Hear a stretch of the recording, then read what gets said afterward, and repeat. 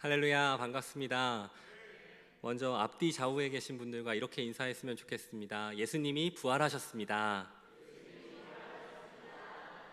네, 한 번 더 이렇게 인사했으면 좋겠는데요. 예수님이 승리하셨습니다. 한 번 더 이렇게 고백하실 때 부활하신 예수님이 오늘 나와 함께 하십니다. 이렇게 인사합시다.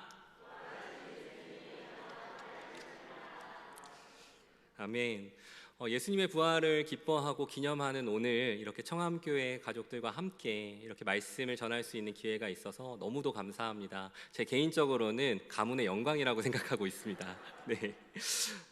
제 소개가 조금 늦었는데요. 저는 이보람이라고 하고요. 오늘 함께 나눌 수 있는 말씀을 가지고 이 자리에 있습니다. 사실 저를 표현할 때 가장 적합할 게 뭐가 있을까라고 했는데 저는 청암교회 교인입니다.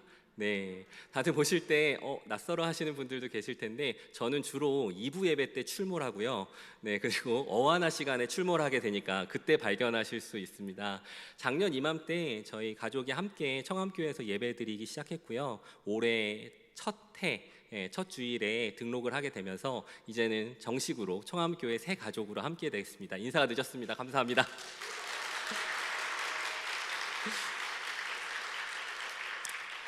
예, 그러면 오늘 제가 새 가족이 이 자리에 왜 있는가 이런 의아한 마음 있으실 거잖아요. 그래서 오늘 제가 이 자리에 있게 된 이유는요, 부활절이기도 하지만 장애인 주일이라서 제가 함께하게 됐습니다. 저를 표현할 수 있는 키워드가 장애인 주일하고 굉장히 잘 맞아 떨어지거든요. PPT 준비된 거 하나 보여주시겠어요? 첫 번째로요, 저는 특수교사 보람쌤입니다. 네. 특수교사로서 장애 학생들을 가르치는 직업을 갖고 있고요. 지금 현재 14년 동안 아이들을 가르치고 있고 앞으로도 아이들을 가르칠 예정입니다. 네, 그래서 장애 학생들을 가르치고 있는 거 첫 번째 저의 키워드고요. 두 번째는요, 저는 유튜버 보람쌤입니다. 네. 놀라셨죠? 네. 저는 경계를 걷다라는 컨텐츠를 가지고서 유튜브를 운영하고 있고요. 네, 작년 여름에 이제 시작하게 되면서 많은 사람들과 소통하고 있습니다. 이 타이밍에서 이제 경계선 지능이 무엇인가 이런 질문이 있으실 텐데요. 경계선 지능은요, 장애 등록은 아니고 그렇다고 해서 일반적으로 살아갈 때에 조금 어려움이 있는 거예요. 말 그대로 지능이 조금 낮다라고 생각하시면 되는데 이 과정에서 어떤 어려움이 있냐면 지능은 조금 낮고 그리고 또 사회적으로 소통하는 방법들이 익숙하지 않기 때문에 좀 살아가는 데 도움이 필요해요. 학교에서도 맞춤형 학습이 필요해요. 저희가 쉽게 얘기해서 하나를 가르치면 열을 아는 아이들 있잖아요. 근데 우리 아이들은 10번을 반복해야 하나를 익숙하게 배우는 아이들이에요. 그러니까 경쟁 속도가 굉장히 빠르잖아요. 그때 살아남기가 쉽지가 않은 거예요. 그러다 보니까 많은 친구들하고도 갈등이 생기고 사회적으로도 어려운데 여기에서 나라에서 지원이 없습니다. 네, 장애 학생들은 장애 등록을 함으로써 그 안에서 보장이 되는 복지적인 차원이 있는데 말 그대로 경계선에 있기 때문에 학교에서는 학교 사각지대, 공부 사각지대에 있고 또 밖으로 나가서 사회적으로는 복지 사각지대에 놓여 있는 어려움을 가진 사람들이거든요. 예, 이들과 같이 소통하고 또 정보도 정하고 또 목소리도 내면서 하는 채널들을 운영하고 있습니다. 근데 여기까지 하면 오늘 제가 쓴 이유가 크게 와닿지 않으실 거예요. 세 번째 키워드가 있습니다. 저는 청소년 사역자 이보람 전도사입니다. 목사님께서 설명해 주신 것처럼 제가 따끈따끈하게 올해 2월에 아세아 연합 신학대학교 대학원 신대원을 졸업하게 됐고요.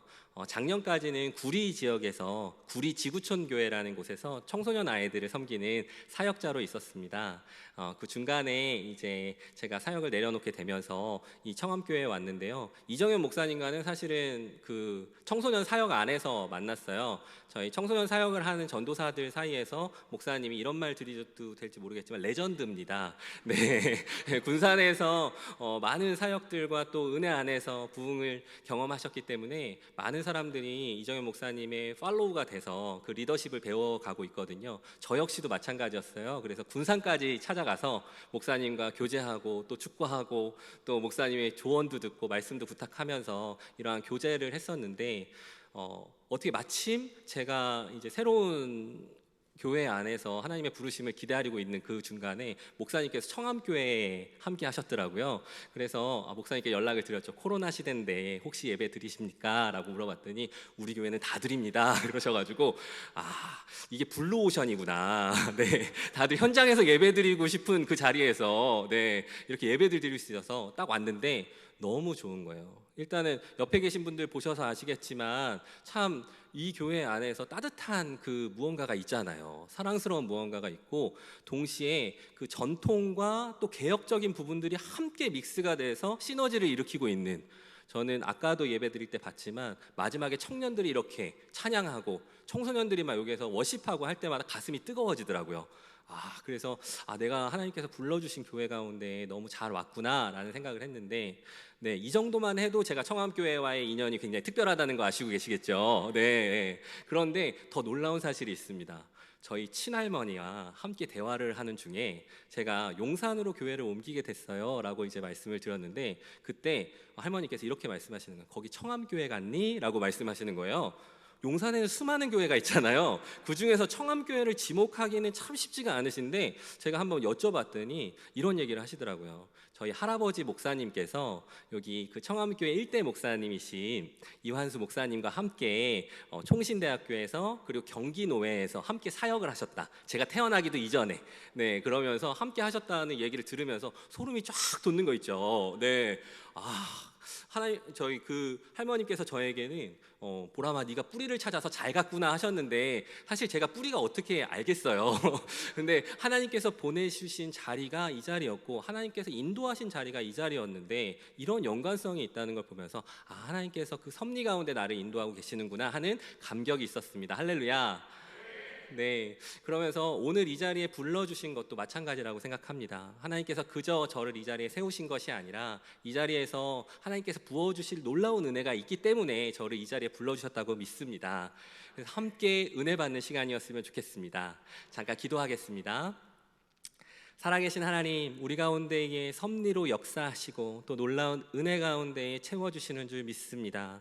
오늘 부활의 영광스러운 이 날에 우리가 함께 말씀을 나누고 교제합니다.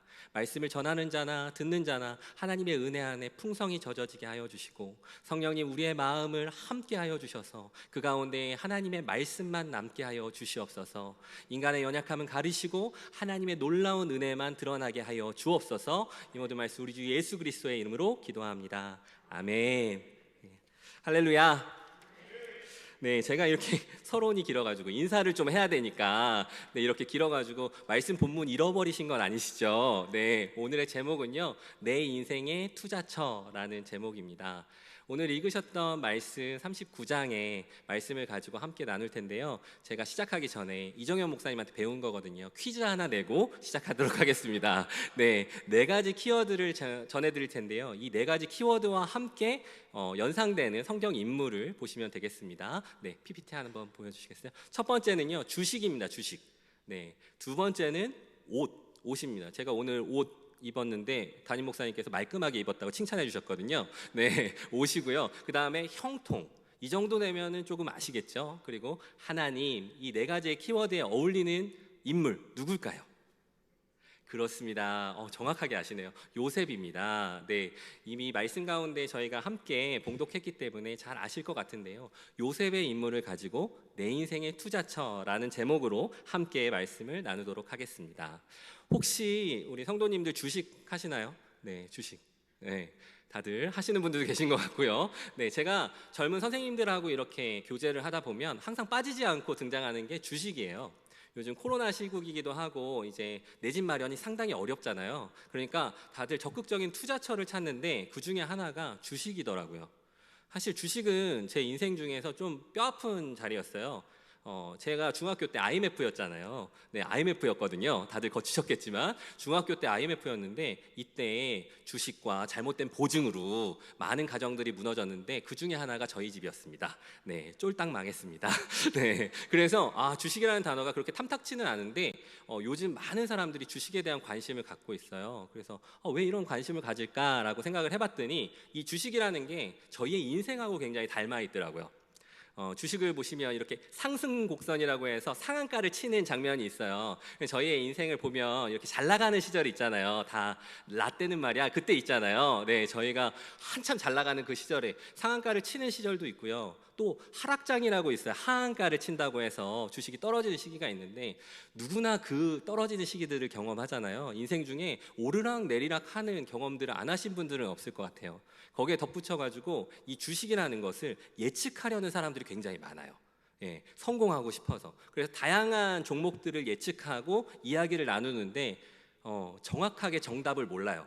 모두가 돈을 버는 게 아니에요. 대부분의 사람들이 돈을 잃지요. 네, 이게 저희의 인생하고 굉장히 맞닿아 있지 않을까. 열심히 살아가고 미래를 예측하고 싶지만 사실은 미래를 예측할 수 있는 것은 아니고 우리의 인생은 오직 하나님만 아시기 때문에 이것을 우리가 들여다볼 수 없다라는 것이죠. 오늘 본문 말씀에 등장하는 요셉도 마찬가지였습니다. 요셉은요, 성경 가운데 등장하는 오르락 내리락한 그 인물들 중에 가장 앞서 있는 인물 중에 하나일 거예요. 왜냐하면 요셉의 인생을 잘 보셨을 때 잠깐 읽으셨지만 굉장히 스펙타클한 걸 보셨잖아요. 일단 태어났을 때는 야곱의 아들로서, 그것도 막내 아들로서 아주 잘 나갔습니다. 그 당시에 이제 채색옷을 입었다는 거는 그 당시에 그 중동 지방에서는 일을 안 한다라는 표시 중에 하나였어요. 일을 전혀 맡길 수가 없었어요. 네, 그 먼지가 날리고 이런 공간에서 채색옷을 입힌다는 것 자체가 얘는 아무도 건들지 마 이거였어요.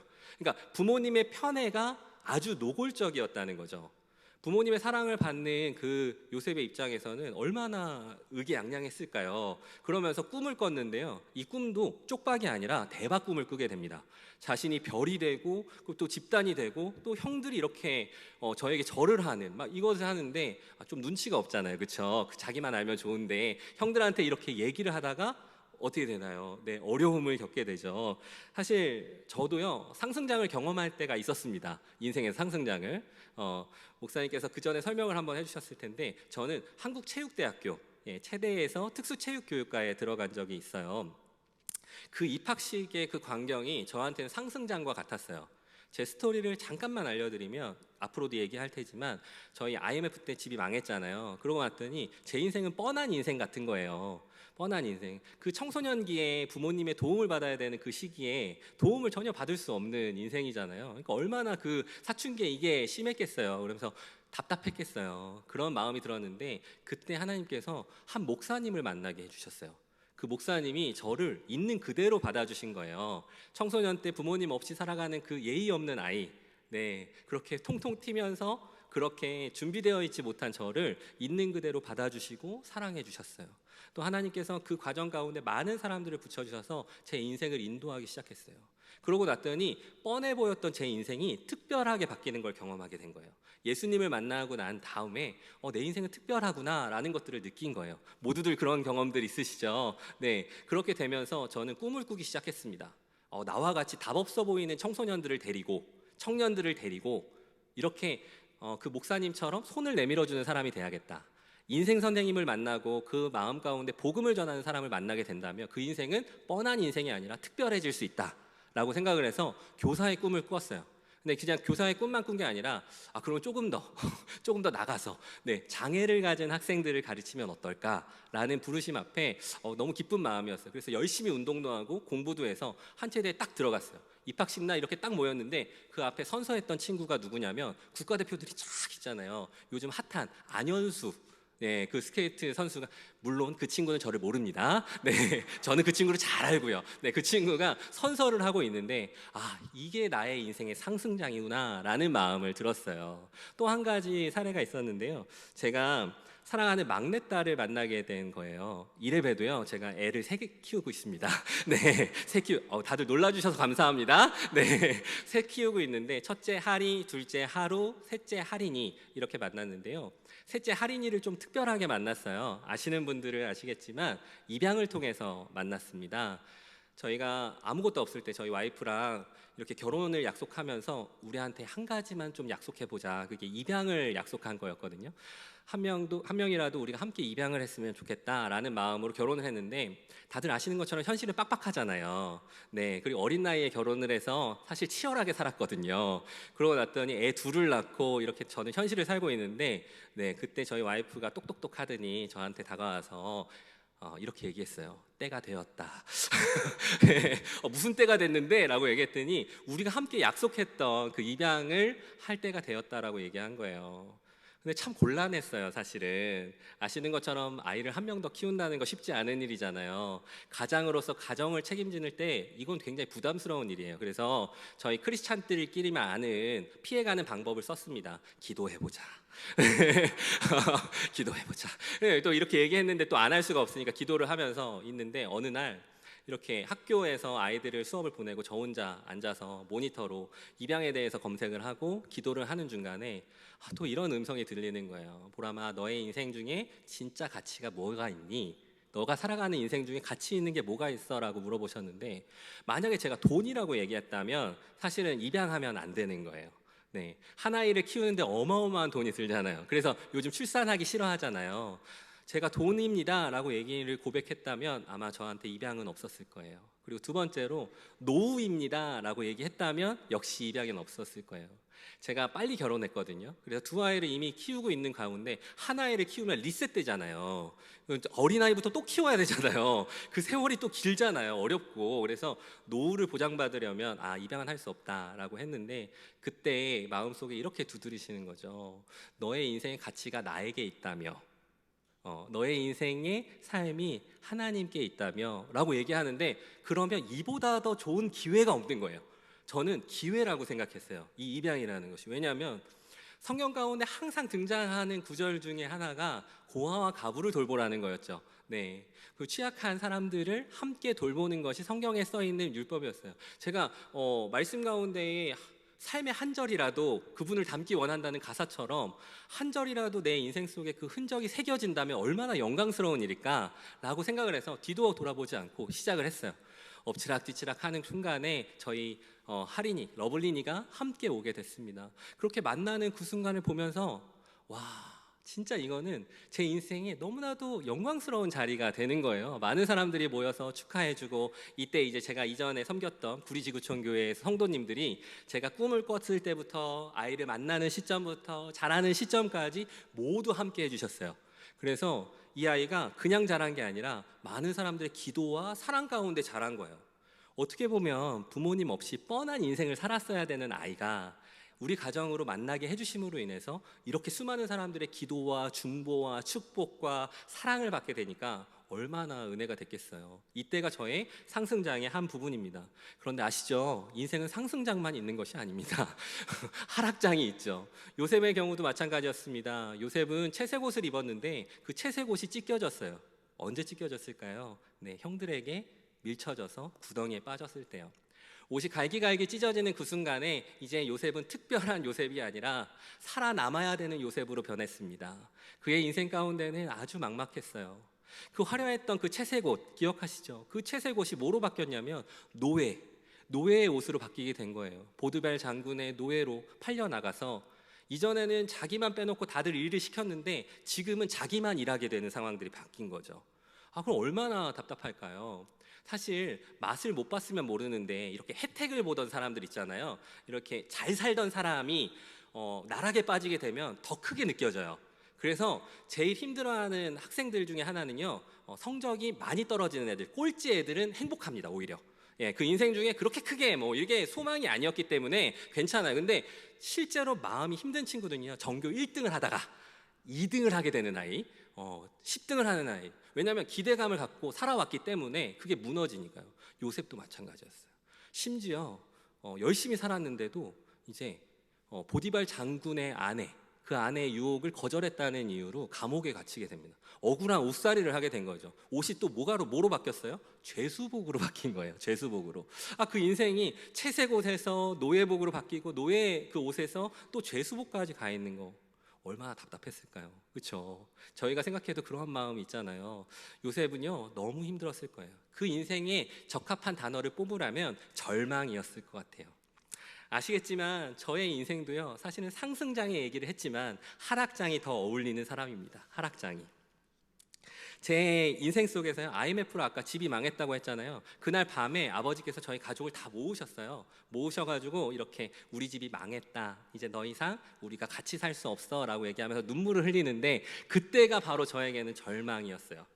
저희 아버지가 목사님의 아들로서 굉장히 열심히 살아가시는 분이었고 저를 위해 기도해 주셨던 분이었고 그리고 저를 사랑으로 돌봐주셨던 그 바짓바람의 대명사라고 아세요? 네, 바짓바람으로 학교를 휘저으시면서 학교 운영위원회부터 시작해가지고 저를 보호해 주시는 보호막이었어요. 그런데 그분이 눈물을 흘리면서 이제 우리 집은 망했어 라고 얘기하는데 제 마음속에 어린 마음에 들었던 생각은요, 절망이구나 라는 생각이 들었어요.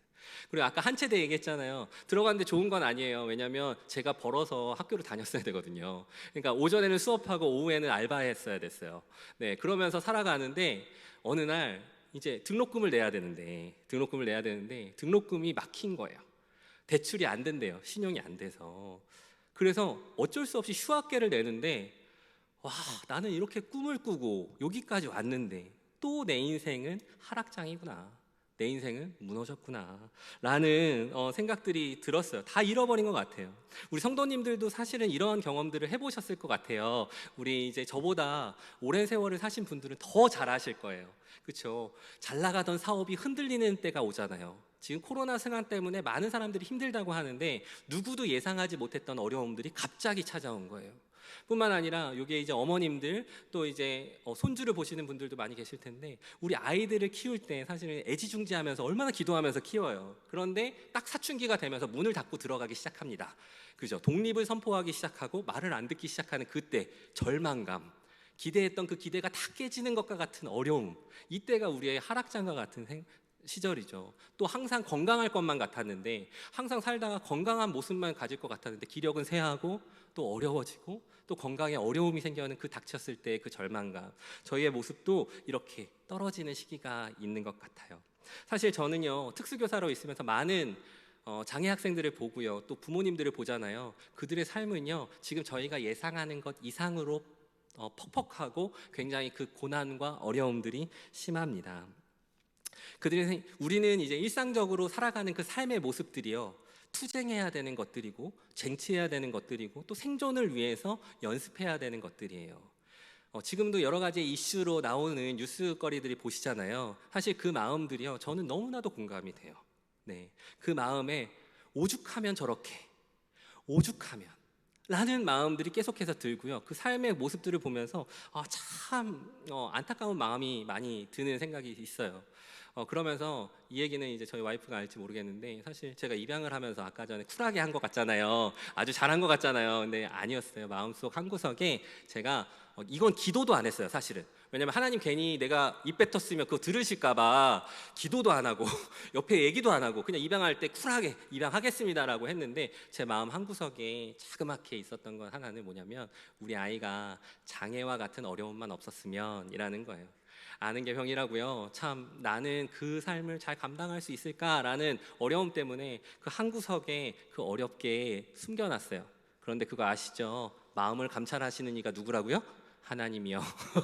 하나님이 그 마음을 들추어내셨어요. 네, 이게 헷갈리는 게요. 제가 그 마음을 품어가지고 저한테 이 상황이 허락됐는지 아니면 제 인생 중에 원래 허락된 상황인지 모르겠는데 하여튼간에 저희 막내딸 러블리니가 아까 얘기했던 경계선 지능 진단을 받게 돼요. 작년에. 예, 그 상황이 언제였냐면 제가 막 신학생으로서 꿈을 꾸면서 청소년 아이들의 사역을 하고 있을 때였어요. 선생님도 하면서 이제 끝나고 나서 대학원에 가야 되니까 아세아 연합신학대학원 가서 밤늦게까지 공부하고 신학 공부하고 주말에는 사역하고 완전히 바쁘게 살았던 그 시절에 이 한 번의 그 판정이 저의 모든 것들을 멈추게 만들었어요. 예, 어떤 것도 시도할 수 없는 묶여있는 상황과 같은 상황이 됐어요. 저 사역하고 싶었는데 사역을 내려놔야 됐어요. 그 눈에 밟히는 아이들을 보면서 너무 가슴이 쓰이는데 그렇게 제가 너무나도 사랑했던 교회였고 참 수많은 저의 청년 시절을 함께했던 교회였는데 그 교회를 이제 떠나와야 되는 상황이 됐어요. 그 마음이 혹시 이해가 되세요? 기대했던 것들이 모두가 무너졌고 잘 나가고 있을 것 같았던 그때, 내가 선택하지도 않았고 우리 아이가 선택하지도 않았고 어느 누구도 선택하지 않았던 삶, 그 삶이 주어졌던 그때도 저는 찬양했을까요? 아니요. 저는 무기력하게 넘어졌어요. 제가 여러 가지의 이야기로 많은 사람들에게 이야기를 했고 아이들을 가르쳤고 전문적인 지식도 있고 심지어는 신학까지 공부했는데도 불구하고 저의 마음이 무너지는 것을 막을 수 없었습니다. 밤마다 눈물이 나왔어요. 아침에 새벽에 일찍 일어나서 기도하고 아이를 가르치려고 뭐라도 해야 될 것 같아서 그렇게 움직이기 시작했어요. 그런데 쉽지 않더라고요. 정말 어렵더라고요. 모든 것들이 저에게 힘이 되어주지 못했더라고요. 말 그대로 저는 그 하락장 가운데에 빠져 있었어요. 그럴 때 제가 이 경계선 지능 아이들, 그리고 이 장애를 가진 아이들 항상 얘기할 때 그렇거든요. 그들이 선택한 거 아니에요. 네, 그들이 가지고 원했던 거 아니에요. 그들에게 주어진 인생이라는 거죠. 근데 안타까운 거는 주어진 인생 때문에 많은 사람들에게 어려움을 당하게 되는 거예요. 누구는 금수저로 자랐지만 누구는 흙수저로 사는 것, 누가 선택한 거 아니잖아요. 예, 누구는 건강하게 살고 누구는 장애를 가지고 사는 것, 누가 선택한 거 아니잖아요. 그저 주어진 그 인생 가운데에 받아들여야 되는 그 아픔들은요, 생각할 수가 없어요. 그러니까 원망이 튀어나오는 거예요. 그러니까 좌절이 튀어나오는 거예요. 무기력이 튀어나오고 우울함이 나오는 거예요. 주변에 혹시 그러한 가정이 있거나 그러한 분들이 계시다면 그분들이 아파하는 것 어떻게 보면 이해할 수 있어요. 네, 주어진 것이 아니라 선택한 것이 아니라 주어진 것이기 때문이에요. 그런데 제가 그럼에도 불구하고 이 자리에서 설교하는데 이러고 내려가면 안 되잖아요. 그렇죠? 네, 반전이 있습니다. 그럼에도 불구하고 우리에게는 소망이 있어요. 이들에게도 소망이 있습니다. 하나님께서는 이미 반전을 허락하셨어요. 그리고 그 반전의 이야기를 풀어나가고 계세요. 한번 보도록 하겠습니다. 오늘 본문 말씀 2절과 3절, 23절 함께 읽어보시죠. 시작. 여호와께서 요셉과 함께 하심으로 그가 형통한 자가 되어 그의 주인 애굽 사람의 집에 있으니, 간수장은 그의 손에 맡긴 것을 무엇이든지 살펴보지 아니하였으니 이는 여호와께서 요셉과 함께 하심이라. 여호와께서 그를 범사에 형통하게 하셨더라. 아멘. 오늘 이 말씀에 반전이 등장합니다. 지금 이야기를 들으시면서 그 단어가 보셨을 텐데요. 형통이라는 단어예요. 형통이라는 단어. 요셉의 인생을 어떻게 평가하고 있냐면 형통했다라고 결론 내리고 있는 거예요. 그럼 형통에 대해서 저희가 좀 알아봐야 되잖아요. 형통이라는 거는요. PPT 보여주시겠어요? 네, 히브리어로요. 짜라흐라는 거예요. 이게 제가 국어사전에서 찾아보니까 원하는 대로 일이 잘 풀린다라는 거고요. 세상적으로 성공하고요. 세상적으로 명예를 갖고 있고요. 권력을 가지고 있고 또 돈을 갖고 있고 부를 갖고 있다라는 뜻이에요. 이게 형통했다라는 사회적인 용어예요. 그런데 생각해 보세요. 요셉은요, 채색옷이 찢기는 그 순간 그가 형통했다라고 말할 수 없었어요. 노예로서 살아갔던 그 신분에서, 죄수로서 살아갔던 신분에서 어느 누구도 그가 형통했다라고 이야기할 수 없었어요. 그런데 성경은 이상하게나 3번이나 형통이라는 단어를 사용하면서, 오늘 본문 말씀에서만요, 형통이라는 단어를 사용하면서 요셉의 인생은 형통했다라고 이야기하는 거예요. 그냥 하나님이 그러실 수 있지라고 생각할 수 있는데, 심지어는 그를 만났던 사람들마다 요셉이 형통했다는 것을 알았대요. 네, 보디발 장군도 요셉이 형통했다는 걸 알았대요. 요셉 덕분에 자기가 복을 누리는 것을 알았대요. 간수장도요, 요셉이 형통했다는 걸 봤대요. 그 이후에 등장하는 술 맡은 관원장과 빵 맡은 관원장도요, 요셉이 얼마나 특별한 사람이라는 것을 알았어요. 놀라운 일이죠. 전혀 연관되어 있지 않은 이 사건들이 왜 형통으로 결론이 되었을까라는 것을 봤을 때 성경을 조금만 더 깊이 살펴보면 정답이 보입니다. 요셉에게 형통이라는 단어가 들어가는 그 시점에요, 어떤 문장이 따라오냐면 이 문장입니다. 바로 여호와께서 요셉과 함께 하셨다 라는 것이죠. 여호와께서 요셉과 함께 하셨다. 2절 말씀, 3절 말씀, 23절 말씀 모두 다 여호와께서 요셉과 함께 하심으로 그가 형통했다라고 얘기하는 거예요. 성경에서 이야기하는 형통은요, 눈치채셨겠지만 하나님과 함께 하는 것, 하나님이 그의 뜻대로 그 인생을 인도해 가시는 것, 그것이 형통이라는 것입니다. 아멘. 이 형통을 마음껏 누리시는 우리 성도님들 되시기를 축복합니다. 요셉은요, 인생이 오르락 내리락 했어요. 그는 중간에 잘 나갔을 때는 기고만장했을 수도 있고요. 떨어졌을 때는 너무나도 살 수 없을 만큼 절망에 빠졌을 수 있어요. 요셉 편에서는 그럴 수 있었다는 거죠. 그렇지만 여기에서 기억해야 되는 거는 하나님의 계획과 인도하심은요, 꾸준했고 성실했고 어느 순간에도 멈추지 않았습니다. 다시 한번 말씀드릴게요. 하나님의 계획은요, 꾸준했고 성실했고 멈추지 않았습니다. 저희의 인생 가운데에도 오르락내리락 하는 그 자리 가운데 있잖아요. 그때 요셉은 정답을 알고 살았을까요? 제가 생각했을 땐 그렇지 않았을 것 같아요. 정답을 몰랐을 것 같아요. 주어진 그 인생 속에서 호흡이 가빠지면서 힘들게 살았을 것 같아요. 내 인생이 왜 이런가 하고 원망스러웠을 것 같아요. 빵 맡은 간원장, 술 맡은 간원장이 자기를 기억하지 못할 때 어디까지, 언제까지 내 인생은 이렇게 꼬이기만 할 것인가 라고 생각했을 것 같아요. 그런 거 봤을 때 우리의 마음이 좀 따뜻해지지 않나요? 저희도 그렇잖아요. 저희의 인생 가운데 오르락내리락 할 때 참 절망하는 마음들이 있을 거잖아요. 그런데 이때 형통이라는 단어가 등장하면서 그는 반전의 인생들을 계속해서 살아가고 있는 거예요. 그러면 저희는 뭘 배워야 되겠어요? 요셉이 어떠한 삶을 살았는지를 보면서, 어떠한 태도를 갖췄는지 보면서 그것을 쫓아가야 되잖아요. 그럼 요셉은 어떠한 삶을 살았냐면요, 오늘 9절 말씀입니다. 우리 함께 9절 말씀 읽어볼게요. 시작. 그런즉 내가 어찌 이 큰 악을 행하여 하나님께 죄를 지으리까. 네, 요셉은요, 하나님 앞에 살아가는 사람이었습니다. 그는 보디발 장군의 노예가 되었을 때 노예로 살아가지 않았어요. 하나님의 사람으로 살아갔어요. 그가 죄수로, 죄인의 죄수복을 입고 죄인으로 살아간 게 아니라요, 그는 죄수복은 입었을지 모르겠지만 그 삶은요, 하나님의 사람으로 살아갔습니다. 심지어는요, 총리 요셉이 되었을 때도요, 기고만장하지 않고요, 그 가운데서 하나님의 사람으로 살아갔습니다. 오르락내리락 주식장 같은 우리의 인생 가운데에도요, 이 형통을 누리는 비결은요, 단 한 가지입니다. 하나님과 함께 동행하면서 살아가는 것입니다. 하나님의 사람으로 살아가는 것입니다. 지금 혹시 인생에 답이 없어 보이는 청년으로 살아가시는 분들 계십니까? 답 없어 보이는 청년으로 살아가지 마시고 하나님의 사람으로 살아가십시오. 지금 치열한 그 경쟁사회 안에서 직장인으로서 하루하루 치열하게 살아가고 계십니까? 치열한 직장인으로 살아가지 마시고 하나님의 사람으로 살아가십시오. 지금 건강에 어려움을 가지고 아무것도 할 수 없어서 답답한 마음에 인생을 살아가고 계십니까? 하나님의 사람으로 살아가십시오. 애써서 아이들을 길렀는데 이 아이들이 내가 원하는 대로 커가지 않고 그 삶 속에서 여러 가지의 문제를 일으키며 속상하게 하고 있나요? 여전히 염려를 가득한 부모로서 살아가고 있나요? 이제 염려 가득한 부모로 살아가지 말고 하나님의 사람으로 살아가십시오. 그것이 우리의 인생 속에 함께 하심으로 형통함을 허락하시는 하나님을 발견하는 길이기 때문입니다. 아멘.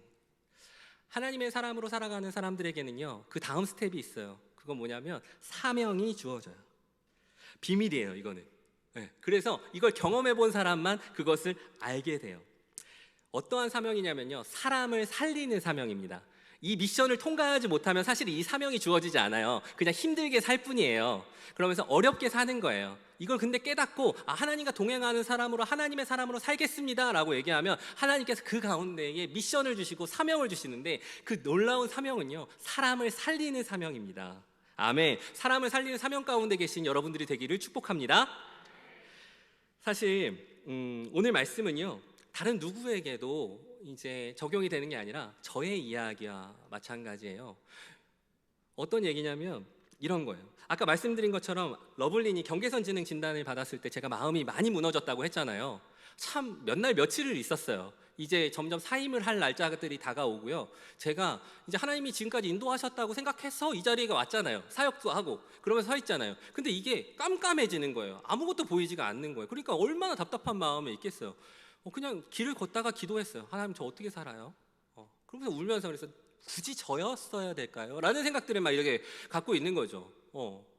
우리 아이는 너무 예쁘게 잘 자라고 여전히 사랑스럽고 여전히 이쁜데 제 마음이 문제였던 거예요. 제 마음이. 우리 아이는 여전한 그 사랑스러운 러블린으로 사랑받고 건강하고 너무 예쁘게 잘 자라고 있는데 제 마음이 문제였던 거예요. 제 마음이.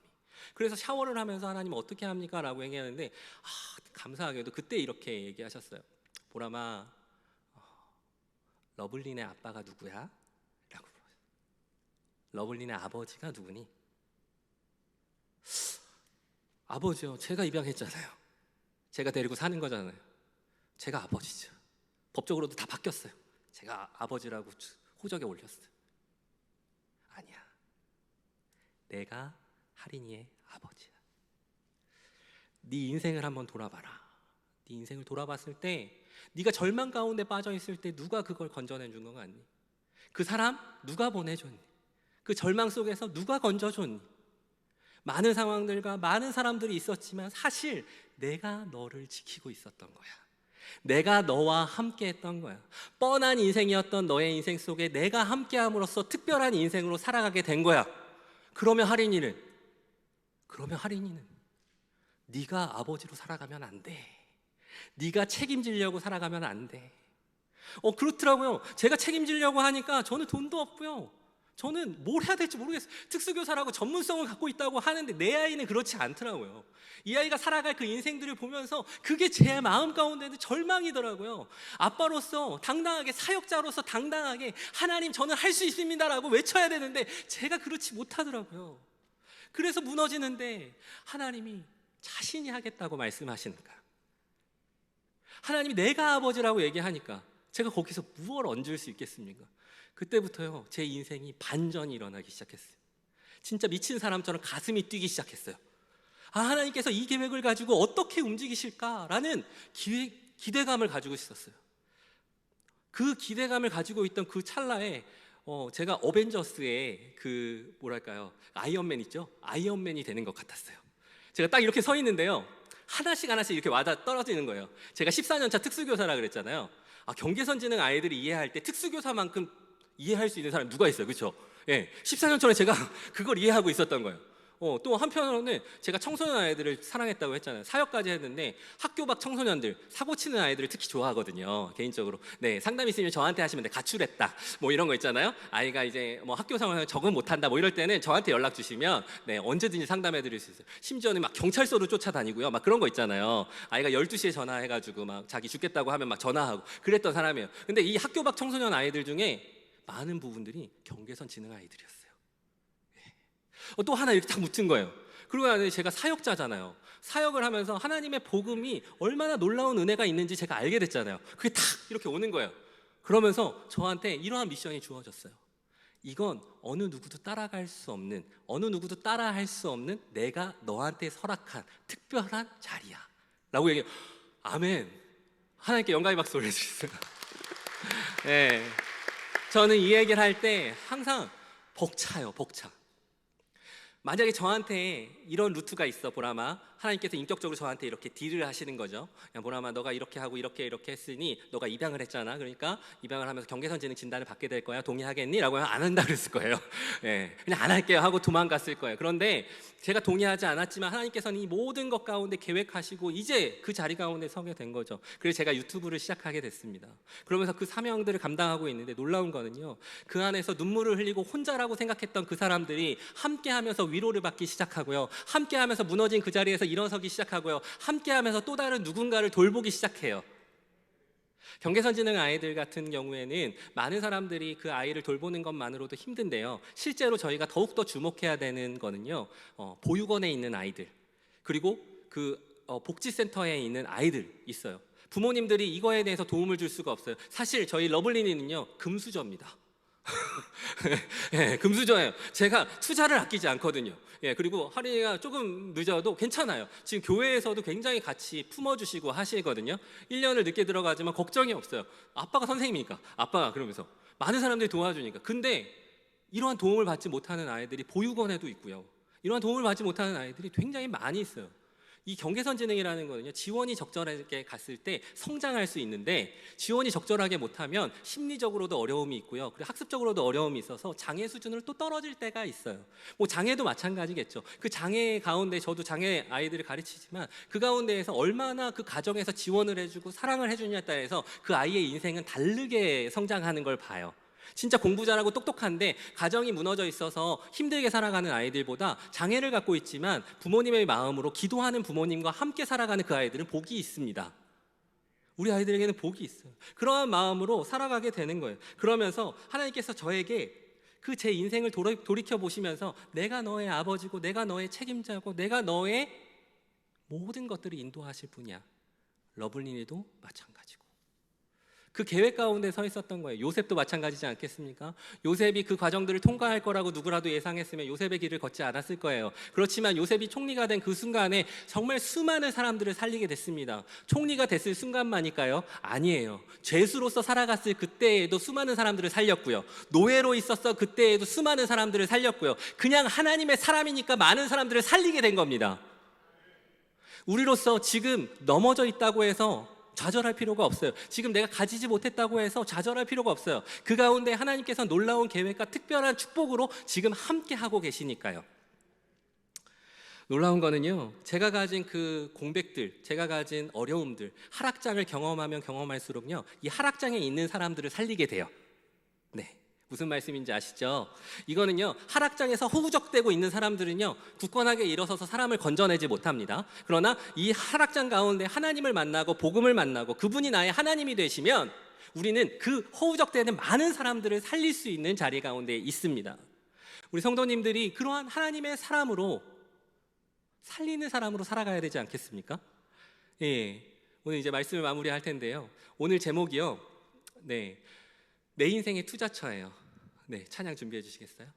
내 인생의 투자처인데요, 그 투자처, 많은 사람들이 정답을 갖고자 찾는 거잖아요. 행복한 인생을 살려고 사는 거잖아요. 주식으로 대박을 꿈꾸니까 사는 거잖아요.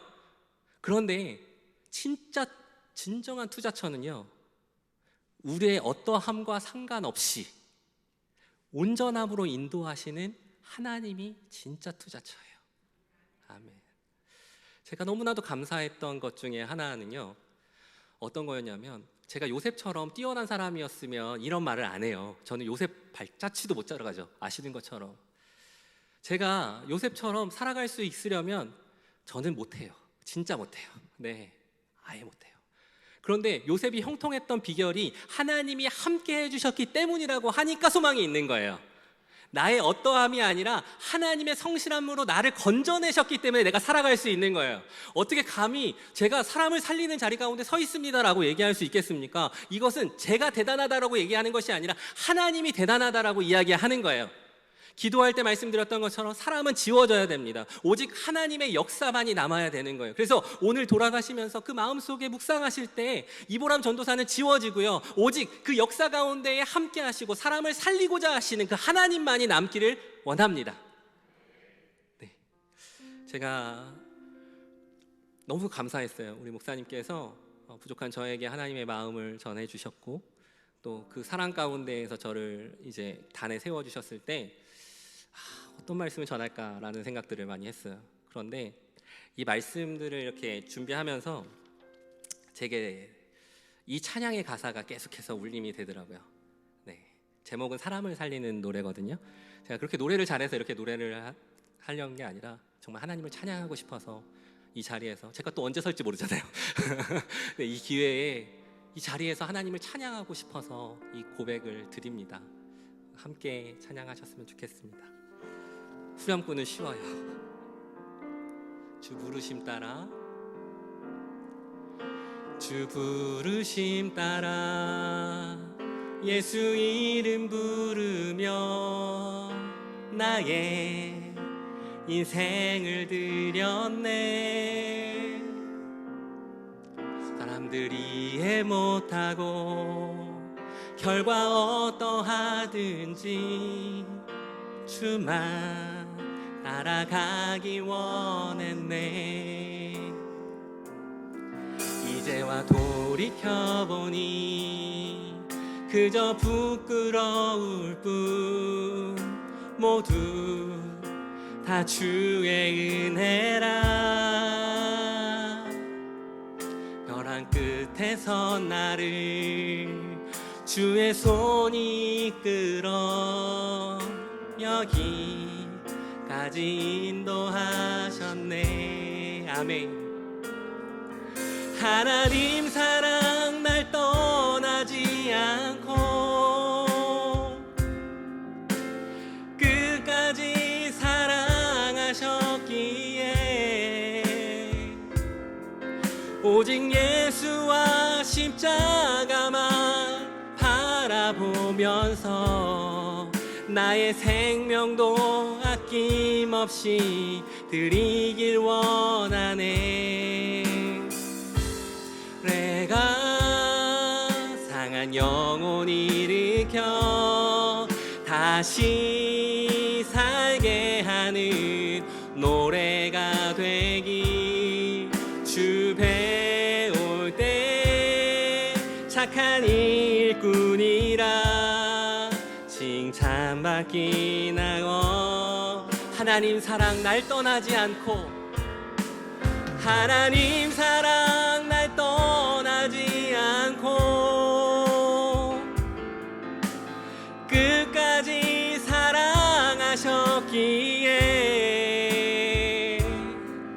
오직 예수와 십자가만 바라보면서 나의 생명도 아낌없이 드리길 원하네.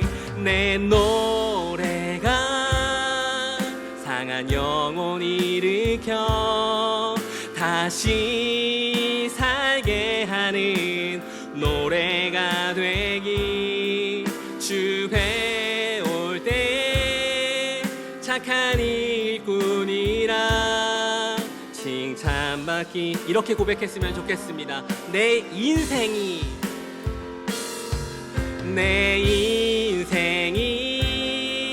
상한 영혼 일으켜 다시 살게 하는 노래가 되기, 주 배울 때 착한 일꾼이라 칭찬받기. 우리 마지막으로 이렇게 고백합시다. 우리 교회가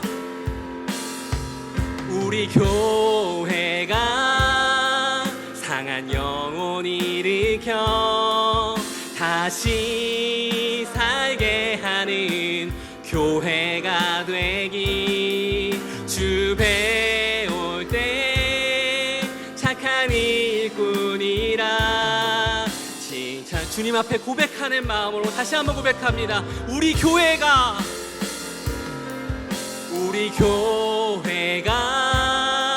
상한 영혼 일으켜 다시 살게 하는 교회가 되기, 주 배울 때 착한 일꾼이라 칭찬받기 나와. 우리 함께 이 시간 기도했으면 좋겠습니다.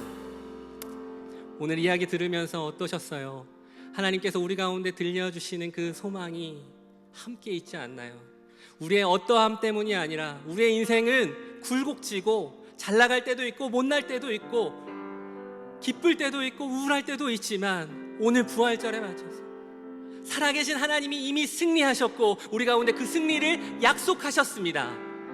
이 시간 기도하실 때 하나님, 내가 그 승리를 맛보며 사는 사람이 되게 하여 주옵소서. 우리가 절망에서 허우적거리지 않고 그 절망에서 일으키시는 주님의 손을 잡고 사람을 살리는 인생이 되게 하여 주옵소서. 사람을 살리는 교회가 되게 하여 주옵소서. 사람을 살리는 내가 되게 하여 주옵소서. 다 같이 주여 한번 부르짖고 기도하겠습니다. 주여!